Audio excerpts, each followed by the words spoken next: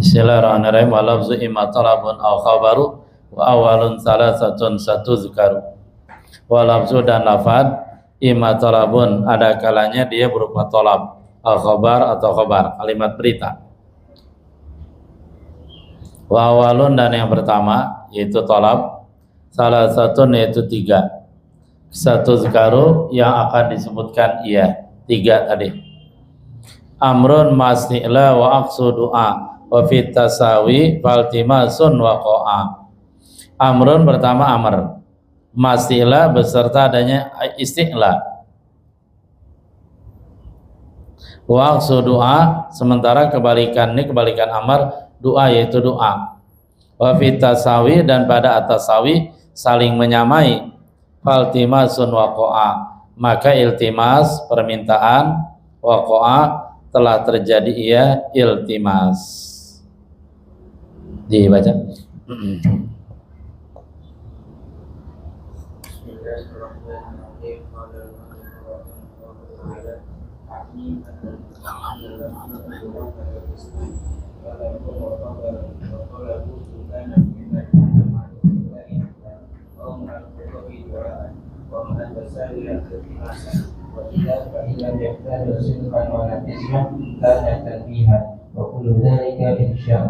ولا كلام بالمناطقة في الإنشاء لأن الصدق والكذب لا يعرضان له ومدار فيهم عليهما والخبر ما يحتمل الصدق والكذب لذاته وسيأتي إن شاء الله تعالى. Ini maksud saya kata Imam Abdurrahman Al-Akhdari. Anna lafzal murakabah qismani, bahwasanya lafaz yang tersusun dua bagian, talabun wa khabarun, talab dan khabar. Jadi lafaz murakab bukan lafaz mufrad. Karena yang namanya al-faidah itu bisa didapati pada lafaz murakab. Faidah bisa dipahami pada lafaz murakab. Nah, nanti faidah dibagi dua. Ada faedah tam, ada faedah nakisah. Kalau faedah tam itu bisa dipahami baik oleh mutakalim atau sami. Kalau faedah nakis ya tidak bisa dipahami, tapi udah ada faedah di sana dia. Ada pemahaman, cuman tidak sempurna. Misalkan tarkib idhofi, di sana kan ada pemahaman. Kitab Zaidin, kitab milik Zaid, tetapi faedahnya naqisah, kurang. Kenapa? Karena belum bisa dipahami secara totalitas. Kecuali kalau sudah dibilang, misalkan kitab Zaidin alal maktab, kitab milik Zaid itu ada di atas meja, maka faedahnya menjadi tamah, sempurna. Ya, kalau kayak kita lihat di sini yang dimaksudkan lafaz murakab di sini yaitu yang memberikan faedah yang sempurna. Talabun wa khabarun, talab dan khabar. Wa talabu talab in kana fi'lan malisi'la amrun. Jika talab tadi berupa fi'il, perbuatan. Artinya talabul fi'li menyuruh melakukan perbuatan, malisi'la beserta al-isti'la. Amrun itu namanya amr. Dalam artikan istilah itu ada dua ya, ada yang mengartikan al-istilah itu talabul fi'li minal a'la ilal adna. Tuntutan melakukan perbuatan dari orang yang kedudukan lebih tinggi kepada orang yang kedudukan lebih rendah. Ada yang mengartikan istilah itu memang dia kedudukan lebih tinggi. Misalkan perintah Allah kepada hambanya, perintah orang tua kepada anak, perintah guru kepada murid, itu namanya amr. Ada juga yang mengartikan al-istilah di sini tidak harus tinggi secara hakikat. Bisa jadi dia sebenarnya rendah, cuma posisi dari segi dunia atau dia menganggap dirinya lebih tinggi. Gitu. Al-mal khudu atau permintaan tadi jika berupa fi'il, artinya talabu fi'lin. Tapi mal khudu beserta khudu, kerendahan. Artinya maksud al sini talabul fi'li minal adna ilal a'la, dari orang yang derajat lebih rendah kepada yang tinggi, itu namanya doa. Kayak kita doa sama Allah ya. Dan diartikan perintah. Rabbana atina, ya Tuhan kami ya Allah, atina berikanlah kepada kami. Itu kan perintah. Ati pakai fi'il amr ya. Ati. Tetapi di situ tidak bisa dibilang amrun. Dia dibilang doa. Itu permohonan melakukan pekerjaan. Permohonan ini datangnya dari orang yang lebih rendah pada yang lebih tinggi. Wa ma tasawi, dan berserta tasawi iltimas. Kalau tasawi sama-sama, yang memohon melakukan pekerjaan dan yang dimohon melakukan pekerjaan, itu derajatnya sama-sama, anak sama anak, santri sama santri, itu namanya iltimas.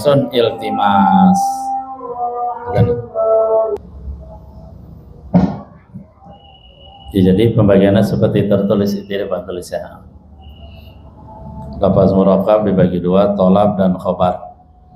Tolab disebut insya. Nah, tolab dibagi tiga, amar, doa, dan iltimas. Kalau amar, tolabul fi'li minal a'la ilal adna. Permohonan melakukan perbuatan. Permohonan ini dari orang yang lebih tinggi kepada yang lebih rendah. Seperti Allah merintahkan kita sholat. Aqimi sholata li dzikri. Dirikan oleh kamu sholat untuk mengingat aku. Itu namanya amrun, perintah. Perintah dari orang tua ke anak namanya perintah. Dari guru ke santri murid perintah. Kalau permohonan melakukan perbuatan dari yang lebih rendah kepada yang lebih tinggi, artinya yang memohon, yang meminta agar dilakukan perbuatan tadi itu at-talib, dia lebih rendah. Sementara al-matlub, yang diminta untuk melakukan pekerjaan, dia lebih tinggi. Itu namanya doa. Seperti kita bilang sama Allah, Rabbana atina fid dunya hasanah, dan seterusnya, wa fil akhirati hasanah wa qina adzabannar. Ini namanya doa gitu. Nah, kalau permohonan, permintaan antara yang meminta dan diminta untuk melakukan pekerjaan, itu derajatnya sama-sama teman, sama-sama anak, dan seterusnya, sama-sama santri, itu namanya iltimas. Apa contohnya tadi itu? Ya akhi khudh qalami wahmil huna. Wahai saudaraku, tolong ambil pulpenku dan tolong bawa kemari. Itu namanya iltimas. Itu dia. Ya, artinya istilah-istilah khusus. Kemudian khobar kalamun yatamilu sidqa wal kadhiba lidzati. Ucapan yang dia mengandung arti benar atau bohong lidzati, karena melihat zat kalam itu sendiri, bukan melihat kepada yang ngomong gitu ya. Makanya kalau cara berpikir mantik, afwan ya, ketika dibilang wa'iddat lil kafirin, neraka telah disiapkan untuk orang kafir. Ini berita ini bisa benar bisa salah, tergantung kenyataan di lapangan. Kalau kenyataan di lapangan ternyata memang neraka telah disiapkan orang kafir, berarti berita ini benar. Itu melihat kepada substansi beritanya gitu. Tetapi kalau melihat kepada pembawa berita, siapa yang memberitakan wa'iddat lil kafirin, neraka disiapkan untuk orang kafir, Allah. Udah, jangan ditanya lagi, pasti beritanya benar. Jangan ditanya lagi, ini berita benar apa salah nih? Enggak, salah kita kalau nanya kayak gitu. Ketika melihat kepada al-mukhbir, yaitu Allah, kita langsung bilang 100% dijamin benar. Dan kita tidak boleh nanya lagi, ini benar apa salah? Sesuai enggak sama kenyataan di lapangan atau tidak sesuai? Gitu ya. Jadi khobar dinilai benar atau salah, dia melihat lizati karena zat khobar itu sendiri, bukan melihat kepada al-mukhbir dan seterusnya. Jadi seperti ya. Kenapa sih disebut insya? Masih ingat nggak insya? Insya kalau di pesantren Sanawi Ale insya ya. Apa insya dulu tuh?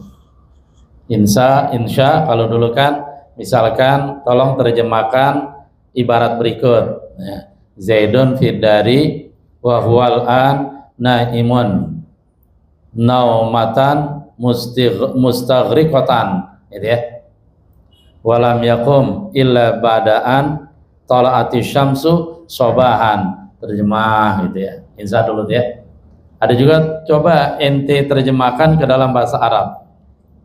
Saya makan nasi dengan ikan dan lauk banyak yang banyak, dengan lauk yang banyak, sehingga ada ikan, ada sambal, ada tahu, ada tempe, biar temennya banyak.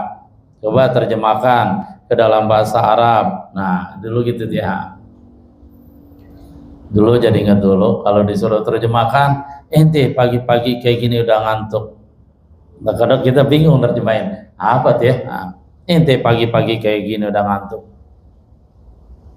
Ada yang menerjemahkan ente mislah hadza soba tanas dan seterusnya ya. Jadi bahasa apa? Tarkib bahasa Arabnya sesuai tarkib kita. Kalau dulu kan insya dia. Nah, sekarang kalau insya di sini dalam arti kenapa disebut insya? Begini alasannya ya. Kalau kalam khobar, kan ada kalam khobar, kalam insya ya. Kalau kalam khobar itu dia satu kalam yang isinya berita, dan berita tadi seandainya tidak diungkapkan dalam ibarat, dalam ungkapan, orang semua udah pada tahu bahwa berita ini benar, bahwa berita ini tidak benar. Jadi walaupun nggak diungkapkan, orang udah tahu isi berita tadi benar atau bohong, gitu udah tahu gitu ya. Contoh misalkan semua orang udah tahu al ilmu nafi, hanya orang yang miring cara berpikir ya. Ilmu itu memberikan manfaat, walaupun kita tidak ungkapkan dengan kata kalimat berita, kita nggak bilang al ilmu nafi, semua orang udah tahu bahwa nama ilmu itu manfaat, itu dia. Nah, begitu kita ungkapkan al ilmu nafi'un, itu untuk memperkuat saja gitu. Karena orang udah tahu semua ilmu manfaat. Jadi khobar itu walaupun nggak diungkapkan, orang udah tahu dan udah tahu kebenaran atau ketidakbenarannya. Contoh yang nggak benar ya, gair sodik, as-summu nafi'un, racun itu memberikan manfaat. Orang udah tahu semua, ini salah, nggak benar. Yang benar adalah as-summu mudirrun, racun itu membuat mudorot, bisa mematikan. Itu namanya khobar tuh. Walaupun kita tidak ungkapkan dengan ungkapan, orang sebenarnya udah pada tahu, gitu ya. Ya ungkapan tadi untuk memperkuat, sekaligus untuk mengingatkan lah ya, kuat, mengingatkan dan seterusnya. Tapi kalau yang namanya insya, dia perlu dibentuk. Dia perlu diungkapkan dalam satu ungkapan ibarat. Karena kalau tidak diungkapkan dengan satu ibarat, orang belum tahu dia isinya. Kalam insya itu dia belum tahu. Nah, nanti sesudah diungkapkan baru dia tahu. Contoh begini ya. Misalkan saya pengen minum nih, sama anak saya bilang, nah anak saya kan nggak tahu bahwa saya pengen minum, itu dia nggak tahu.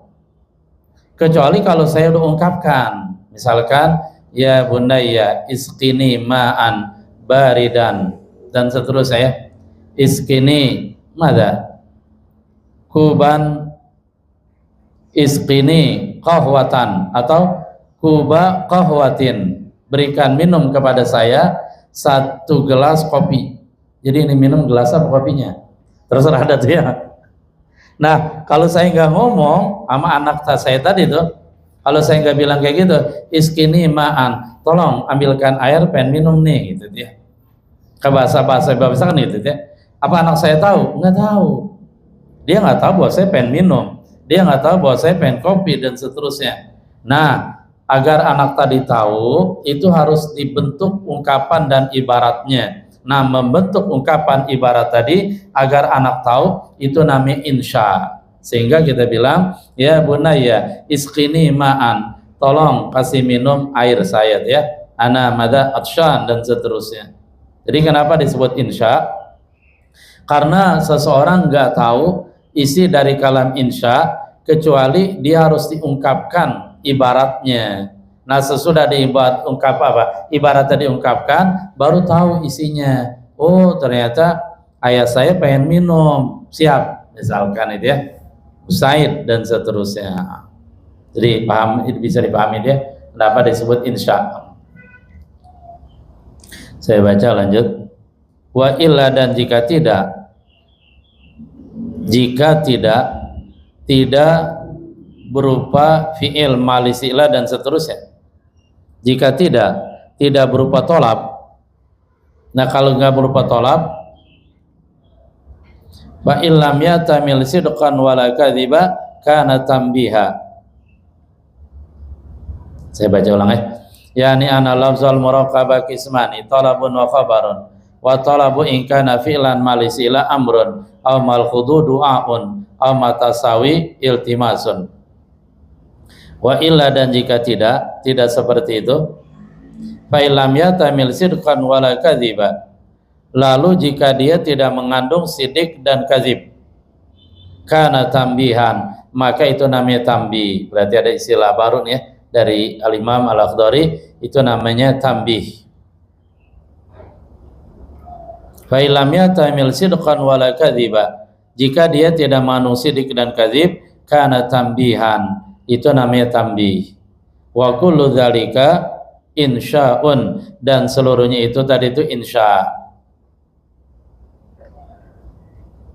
Itu seluruhnya insya namanya. Tadi kan kita jalan insya atau apa ya. Wala kalama lil manatika fil insya, dan tidak ada pembicaraan bagi ahli mantik dalam masalah insya. Artinya ahli mantik itu dia tidak ada kepentingannya bicara tentang insya, tetapi ahli mantik dia fokus membicarakan tentang khobar gitu. Lalu kenapa dibahas insya? Ya karena untuk membandingkan seseorang agar dia kenal pasti, agar jelas bagi dia apa itu khobar, dan agar sempurna pemahaman tentang khobar harus dibandingkan dengan insya gitu. Jadi perbandingan. Contoh, qama Zaidun. Nah itu khobar. Karena dia kalam meniyata milusid kawal kadzib lidatihi. Nah biar jelas pemahamannya, biar tambah gamblang, oh ada insya. Contoh misalkan, ya akhi kum, kata-kata kum itu insya. Dia tidak mengandung benar atau salah, tetapi dia mengandung permintaan untuk melakukan perbuatan gitu. Jadi jelas adanya. Wala kalama lil manatika fil insya. Tidak ada pembicaraan dalam insya bagi ahli mantik, enggak. Mereka yang bicarakan tuh khobar, yang disebut dengan istilah qadiyah gitu. Kenapa mereka tidak bicarakan insya? Li'anna sidqa wal kadhiba la ya'ridani lahu. Karena benar dan bohong itu keduanya tidaklah datang lahu bagi insya. Artinya ketika bicara insya, di sana tidak ada unsur benar atau bohong gitu. Wa madaru fannihim alaihima, sementara madar sumber poros fannihim, keilmuan mereka, keilmuan ahli mantik, artinya menjadi topik pembicaraan mereka alaihima, atas keduanya, atas sidik dan kadzib, benar apa bohong nih. Nah ketika bicara benar apa bohong, yang dibicarakan pasti khobar, tidak dibicarakan insya gitu. Wal khabaru ma yatamilu sidqa wal kadziba lidzati. Khobar yaitu kalam yang mengandung sidik dan kadzib karena zatnya. Wasaya tidak akan datang penjelasan tentang khobar yang disebut qadiyah insyaallah taala. Faslun fil kulli wal kulliyah wal juz'i wal juz'iyah. Al kullu hukmuna 'alal majmu'i ka kullu dzaka laysa dza wuqu'i wa haitsu ma likulli fardin hukima fa inna kulliyatun qad ulima. Wal hukmu lil ba'di huwal juz'iyah wal juz'u ma'rifatuhu jaliyah. Ini ya kita baca as-sulam dikit ya. Oh dikit apa banyak? Kalau banyak sampai asar ini dia. Yang belum makan lapar, udah makan lapar, yang belum makan tambah lapar. Yang udah kelaparan bengong.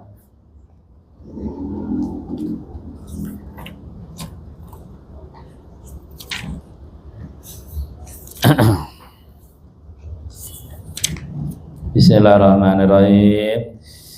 Al-mas'alatu tsalitsah, masalah yang ketiga, fi tajazzu'il ijtihadi, dalam menjelaskan tajazzu, terbagi-baginya al-ijtihad, ijtihad. Jadi ijtihad tidak bulat tapi dia terbagi-bagi. Apa maksud terbagi-bagi di sini? Wa yaitu tajazzu'ul ijtihad maksudnya adalah ayakunal alimu qad yasulu lahu fi badil masail ma huwa manatul ijtihad minal adillati duna ghairiha. Ayakuna, bahwa ada al-alimu, seorang yang alim, seorang mujtahid, qad yasulu, terkadang tercapai, lahu bagi alim, fi ba'dil masail, dalam sebagian masalah, masalah yang huwa dia manatul ijtihad, sesuatu yang, jangan bukan masalah, sesuatu yang huwa dia, sesuatu tadi manatul ijtihad, adalah manat, tempat kaitannya ijtihad, tempat manat, tempat kaitannya ijtihad, tempat pondasinya ijtihad, minal adillah. Nah, penjelasan daripada minal adillah berupa dalil-dalil, duna ghairiha, tidak selainnya, tidak selain masalah di atas, itu dia. Maksudnya gini. Jadi tajazzul ijtihad itu di mana seorang mujtahid dia telah mengetahui sebagian masalah dan dia tahu dalilnya, itu aja ya. Dia telah memahami sebagian masalah dan dia tahu dalilnya. Oh, ini dalil ini nih, masalahnya ini, sehingga jawabannya seperti ini. Tetapi pada masalah yang lain dia belum tahu dalilnya apa, sehingga ketika dia tidak tahu dalilnya apa, dia nggak tahu jawaban terhadap masalah tadi, gitu. Kembali kepada konsep umum, seorang alim mujtahid juga manusia biasa, bukan Superman atau Superman yang tahu segalanya. Itu kan Superman kan di mindset anak-anak deh, yang hebat segalanya. Dan juga bukan kayak Doraemon yang apa dia mau tinggal rogoh kantong ada, gitu ya. Enggak, itu mah dunia imajinasi itu. Jadi ketika seorang al-ijtihad, seorang ya kiai, ustadz dan seterusnya, dia nggak harus tahu seluruh masalah. Dan ketika dia tidak tahu sebagian masalah, itu sebenarnya nggak cacat, wajarlah, manusia biasa dia. Nabi Muhammad SAW aja ketika ditanya, nih gimana nih ya Rasulullah dan seterusnya, Nabi nunggu wahyu tuh kadang datang cepat, kadang datang besok dan seterusnya. Karena manusia tetap bukan makhluk super, enggak ya. Yang super segalanya adalah Allah Subhanahu wa taala, yang tahu segalanya adalah Allah, gitu. Kita lanjut dikit lagi. Qala al-muhaqqiq Ibnu Daqiqil Id, berkata ahli tahqiq Ibnu Daqiqil Id, al-mukhtaru annahu yatajazza'u, kaul yang dipilih bahwasanya ijtihad itu bisa terbagi-bagi, gitu. Li'anau qad tumkinul inayah bibabin minal abwabil fiqhiyah hatta tasulal ma'rifatu bima khadhi akami. Karena sesuai kelakuan terkadang memungkinkan al-inayah, perhatian penuh, bibabin minal abwabil fiqhi, dengan satu bab di antara bab fikih. Artinya ada satu masalah, satu bab tertentu kita kuasain secara secara utuh. Kita tahu dalilnya, kita tahu jawabannya. Tapi pada permasalahan yang lain, ya kita nggak kuasain, gitu. Nah, itu namanya terbagi-bagi maksudnya. Hatta tasulal ma'rifatu, sehingga tercapai pemahaman, bima khadhi akami, terhadap makhad, tempat pengambilan hukum-hukumnya, hukum bab tadi itu. Sehingga tahu banget apa dalilnya. Bab ini permasalahan ini, dalilnya ini, jawabannya ini, gitu. Udah tahu banget tak? Wa idza hasalatil ma'rifatu bil makhad amkanal ijtihadu.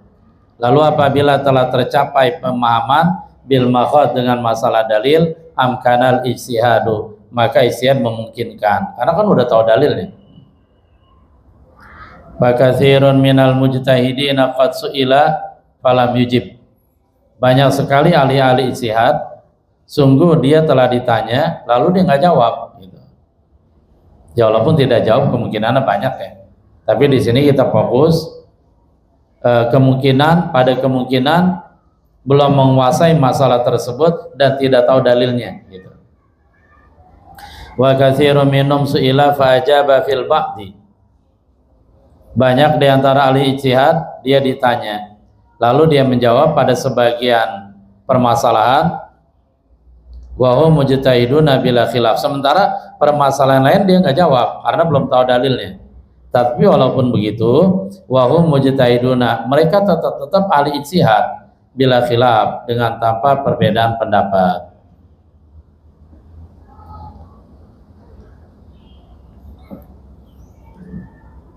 Kayak orang dia dianggap pakar nahu ya, paham dia nahu. Tetapi bukan berarti dia tahu segalanya tentang nahu dan setiap pertanyaan nahu dia bisa jawab. Nggak begitu, enggak. Maksudnya pertama dia menguasai dan memang dia pakar nahu. Terus kedua, ketika seandainya dia ditanya tentang satu masalah dan dia nggak tahu pada saat itu, tetapi memungkinkan dia untuk ijtihad, untuk menggali dalil-dalil permasalahan dalam berbagai kitab nahu yang nanti insya Allah jawabannya ada, itu tetap dia dianggap pakar gitu. Cuman seringkali masyarakat kita kurang apa istilahnya, kurang insaf, kurang objektif dan kurang adil. Ketika masyarakat nanya satu masalah kepada seorang ustadz, katakan ya, ustadz tadi nggak tahu, wah langsung dicap, wah ini ustadznya ustadz apa, amatiran misalkan itu. Padahal kan belum tentu juga gitu. Sehingga karena tanggapan seperti itu, yang terjadi seringkali ya ustadz-ustadz yang mengajar, dia seringkali ketika ditanya satu permasalahan, ketika dia nggak tahu, dia berusaha jawab seolah-olah dia tahu. Jadi agak kacau jadinya. Kita lanjut ya. Wa mithalu dzalika, contoh itu tajazzuil ijtihad maruwiya, apa-apa yang diriwayatkan anal imam Malikan, bahasa Imam Malik, su'ila an arba'ina mas'alah tan, dia ditanya tentang 40 masalah, fajaba fi arba'in minha, lalu dia menjawab pada 4 dari 40 tadi. Ditanya 40 pertanyaan, yang dijawab cuma 4. Waqala fil baqi, dan dia berkomentar, dia berkata fil baqi, pada sisanya, yaitu sisa pertanyaan yang tidak dijawab. Berapa itu? 36. La adri, aku tidak tahu. Kalau lama-lama dulu gitu berani bilang la adri. Kalau kita sekarang, karena memang bisa jadi seringkali bukan semata-mata karena Allah, tapi semata-mata karena gengsi, karena ingin punya kedudukan, bahkan jangan sampai jatuh kedudukan tadi di mata makhluk, sehingga setiap pertanyaan walaupun kita nggak tahu, kita bilang ana adri, saya tahu ini jawabannya. Betul kayak gitu. Itu kan dibahas tuntas dalam apa sih ya? Kalau tidak salah dalam Kifayatul Atqiya, kalau tidak salah dibahas tuntas sangat ya. Makanya dibilang la adri ilmun minal ulum. La adri adalah satu ilmu di antara ilmu-ilmu yang lain. Sama, saya juga kadang-kadang gitu ya. Ini harus bisa jawab ini dan seterusnya. Pokoknya bedalah sama ulama-ulama dulu yang memang benar-benar karena Allah. Ya. Mereka tidak gengsi ketika nggak tahu. Mereka tidak gengsi untuk bilang afwan, ana la adri. Nanti Anda cari lagi ya. Kalau kita kan sekarang kalau lagi ngajar di Majelis Alim tuh ditanya padahal kita nggak tahu. Kita berusaha untuk tahu, untuk menunjukkan bahwa kita adalah super gitu. Ya padahal seharusnya nggak begitu ya. Astagfirullahaladzim. Al-mas'alatu rabi'ah fi ma yanbaghi 'alal mujtahid. Dibaca nih. Bapak belum salah satu ya. Bismillahirrahmanirrahim. Wa al-mas'alatu rabi'atu fi ma yanbaghi 'alal mujtahid. وعليه أولا أن ينظر في نصوص الكتاب والسنة وما يستفاد من مكتوبهما ومفهومهما، فإن لم يجد نظر في أفعال النبي صلى الله عليه وسلم ثم في تقريره صلى الله عليه وسلم لبعض أمته ثم في القياس وإذا أعوزه ذلك كله تمسك بالبراءة الأصلية وعليه عند التعارض بين الأدلتين أن يقدم طريق الجمع على وجه مقبول فإن أعوزه ذلك رجع إلى ترجيح بالمرجحات. Ya, al-masalah rabi'ah fi ma yang bagi alal mujtahid, pada sesuatu yang seyogyanya dilakukan atas mujtahid. Ketika kita bertemu kata wayang bagi seyogyanya, bisa jadi pemahaman sebagian besar kita, oh ini arahan yang sifatnya sunnah gitu ya, arahan yang sifatnya sunnah, sehingga ketika ketemu kata-kata yang bagi seharusnya seyogyanya seolah-olah itu diartikan sunnah, tidak wajib. Padahal kata ulama ketika ada kata yang bagi, wayang bagi dan seterusnya, wayang bagi alaihi kada wa kada, itu kata yang bagi di sini ihtimal bisa mengandung arti anjuran yang sifatnya sunnah, bisa juga berarti wajib, bisa berarti wajib. Itu dilihat konteksnya saja. Kalau di sini kita lebih cenderung disunahkan apa wajib? Wajib sini dia. Kalau saya memahaminya wajib. Kenapa wajib? Kita lihat. Fa'alaihi, maka atas mujtahid awalan pertama kali ayang zura fi nususul kitabi was sunnah, dia melihat pada nas-nas Al-Quran dan sunnah. Jadi ketika dia ingin menjawab satu permasalahan atau ingin memecahkan satu permasalahan, pertama kali dia lihat ayat-ayat Al-Quran, nususul kitab. Nah kalau nususul kitab nggak ada, baru dia lihat di as-sunnah itu. Kalau kata Imam Asy'arani dalam Mizanul Kubro, sesungguhnya semuanya ada di Al-Quran, sudah ada semua dia. Cuma permasalahannya kenapa ketika ada seseorang dia nggak ketemu tuh, di mana dalil dalam Al-Quran. Kata Imam Asy'arani, permasalahannya kemampuan dia belum sampai, kemampuan yang mujtahid tadi, yang mencari tadi belum sampai untuk mengetahui bahwa seluruh permasalahan sudah ada dalam Al-Quran. Kata beliau begitu gitu ya. Jadi ada semua jawabannya tuh. Ya, cuman kan permasalahannya nanti kalau dia sudah tahu semua dalam Al-Quran, dia akan ketemu gitu ya. Dan tentu ada hikmahnya. Kenapa dia tidak tahu semua? Ya kan nanti bisa turun ke hadis gitu ya.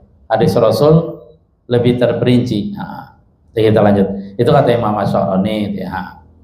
Walaupun tetap prinsip umum ya begini. Pertama dia cari di ayat Al-Quran, kalau nggak ketemu baru ke hadis. Wa ma yustafadu bi mantuqihima wa mafhumihima, dan makna yang bisa dipahami dengan melalui mantuk keduanya, mantuk kitab dan mantuk sunnah. Wa mafhumihima, dan mana yang bisa dipahami melalui mafhum keduanya, mafhum Alkitab wa sunnah, artinya dengan menggunakan thariqah cara pertama memahami al-mantuq, madalla alaihi lafzu fi mahallin nutqi, itu dulu tuh. Kemudian juga harus bisa dipahami mafhumnya, kan ada al-mantuq al-mafhum. Madalla alaihi lafzu la fi mahallin nutqi gitu. Bailam yajid, lalu jika dia tidak mendapati dalam nususul kitab wa sunnah, nazara, dia melihat fi afali Nabi SAW, pada perbuatan Nabi. Berarti tadi yang dimaksudkan sunnah qauliyah itu dia, kalau bandingannya dengan afali Nabi. Tsumma fi taqrirati, kemudian pada takrir Nabi SAW li ba'di ummati, bagi sebagian umatnya. Seperti Nabi SAW ketika Khalid bin Walid mempersilahkan Nabi untuk memakan daging biawak, Nabi cuma bilang, aduh afwan, kalau bahasa gitu ya, saya nggak biasa nih makan daging ini.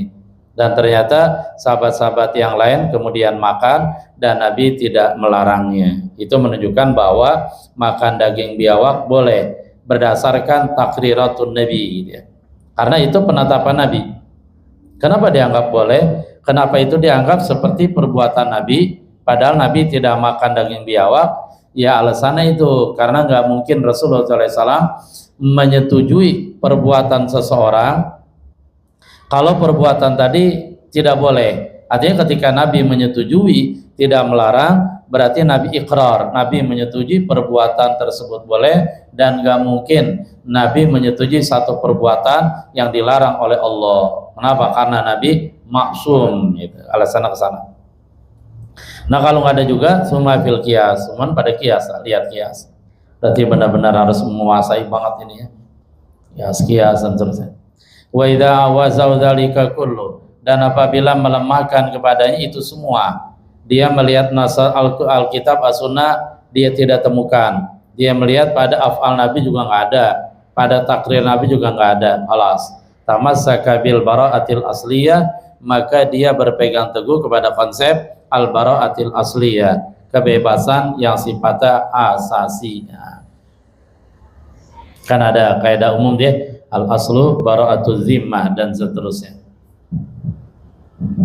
Dan itu dijadikan alasan bagi mereka yang mengatakan al-aslu fil amri lin nadbi. Pada dasarnya perintah itu menunjukkan sunnah. Kenapa menunjukkan sunnah? Karena ini kelompok yang kedua ya, yang mengatakan pada dasarnya perintah menunjukkan sunnah. Tapi pendapat ini lemah. Pendapat yang kuat, al-aslu fil amri lil wujub. Pada dasarnya ketika ada satu perintah, perintah menunjukkan wajib. Tetapi yang kita ingin katakan adalah bahwa landasan alasan kelompok yang kedua ketika mereka bilang al-aslu fil amri lin nadbi, alasannya tadi al-aslu bara'atuz zimmah. Pada dasarnya manusia itu bebas dari tanggungan dan seterusnya. Lalu kemudian baru datang hukum, baru datang ketetapan hukum dan seterusnya. Nah ketika itu baru dia wajib melaksanakan perintah. Tapi pada sebelumnya ketika al-aslu bara'atuz zimmah, ketika ada perintah, perintah itu diartikan sunnah. Wa alaihi, dan atas seorang mujtahid inda ta'arudi bainal adillatain, ketika bertentangan antara dua dalil, dalil ini dan dalil ini bertentangan, ayyuqaddima tariqal jam'i, dia mendahulukan tariqal jam'i, jalan menggabung, ala wajhin maqbul, dengan cara yang diterima. Jadi jangan langsung bersikap arogan atau apa. Udah, ini dua dalil bertentangan, gugur dua-duanya. Kalau enggak, ini kita pakai, ini kita gugurkan. Ya nggak bisa begitu, enggak. Itu arogan namanya dia dan tidak ilmiah.